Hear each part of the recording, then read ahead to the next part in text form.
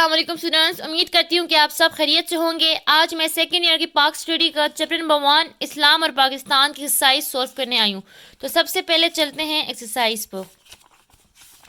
मुख्तसर जवाब दे। पहला सवाल है रवादारी का मफहूम लिखे। रवादारी का मफहूम हमारे पास चूँकि बुक में नहीं है तो हमने अपने पास लिख लिया है। तो इसका आंसर है किसी मनफी रुझान के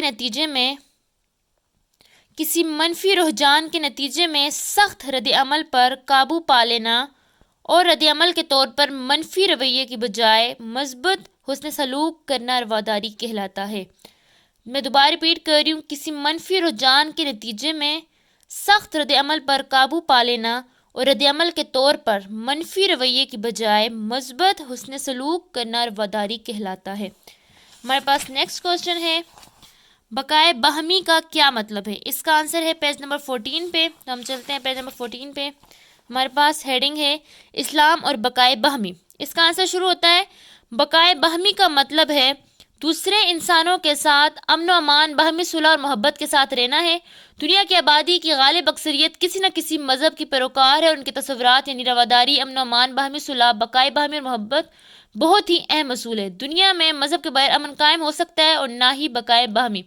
मुसलमानों के मुताबिक अमन बगैर इंसाफ के मुमकिन नहीं, इसलिए इस्लामी तालीमात के मुताबिक हर फर्द को अपनी मर्जी का मजहब और अकीदा अख्तियार करने का हक है। ये हमारे पास बकाए बहमी का आंसर है। लेकिन अगर आप सिर्फ 2 लाइनों पर भी लिख लें, यानी तीसरे लाइन के अहम असूल है यहाँ तक भी लिख ले तो भी आप लोग का आंसर ठीक है। लेकिन अगर पूरा लिखते हैं तो भी ठीक है। ये आंसर है हमारे पास बकाए बहमी। नेक्स्ट क्वेश्चन हमारे पास है जदीदियत किसे कहते हैं। जदीदियत यानी मॉडर्निज्म किसे कहते हैं। इसका आंसर हमारे पास है पेज नंबर 11 पर। तो हम चलते हैं पेज नंबर 11 पर। ये हमारे पास है, ये रहा हमारे पास हेडिंग है इस्लाम और जदीदियत। ये है पेज नंबर 11 हमारे पास। इसका आंसर स्टार्ट से शुरू होता है जदीदियत से मुराद नए ख्यालात और नई आलात है जिन्होंने 19वीं सदी के पब्लिक और प्राइवेट ताल्लुकात को पस पुश डालते हुए नए हालात को जन्म दिया और जदीद सनती माशरा कायम किया जिसमें शहरों को तरक्की दी गई, मादा परस्ती की पूजा की गई और मजहब से इनकार किया गया। यानी जदीदियत ने पुरानी रवायात मुसरत करते हुए नई माशरती इक़्तिदार कायम किया जिनका मजहब से कोई सरोकार नहीं। यहाँ तक हमारा तीसरा आंसर है। चौथा सवाल हमारे पास है नज़रिए की तारीफ़ करे। इसका आंसर है हमारे पास पेज नंबर 1 पर, यानी सबसे स्टार्ट पेज पर है। ये हमारे पास है, हेडिंग है हमारे पास नज़रिए का मफहूम। नज़रिया फ्रांसी लफ्ज़ आइडियोलॉजी का तर्जुमा है।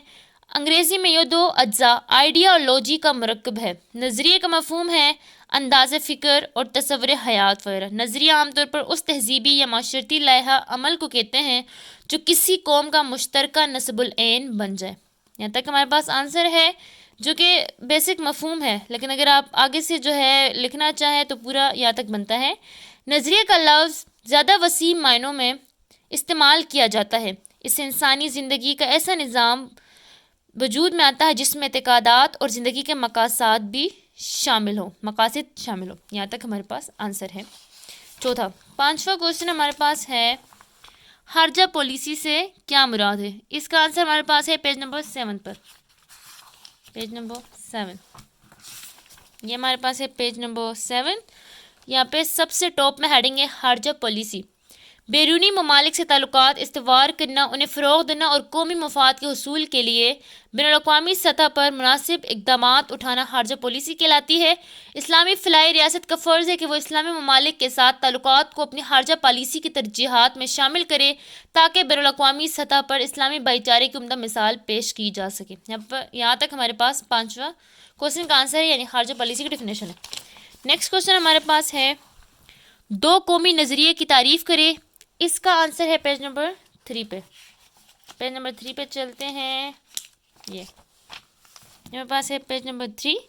इसके टॉप में हेडिंग है 2 कौमी नज़रिया। 2 कौमी नज़रिया पाकिस्तान की बुनियाद है।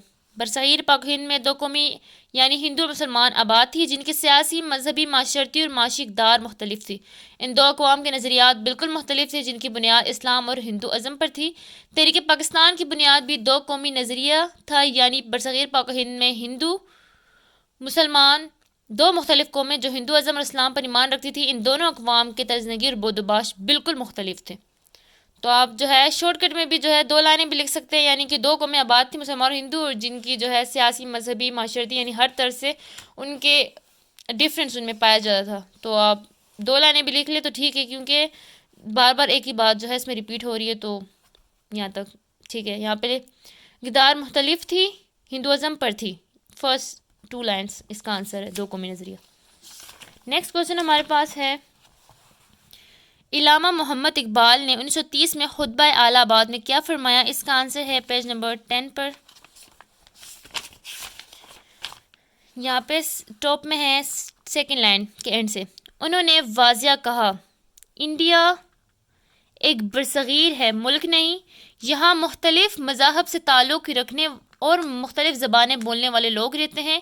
مسلم قوم اپنی جداگانہ مذہبی اور ثقافتی پہچان رکھتی ہیں.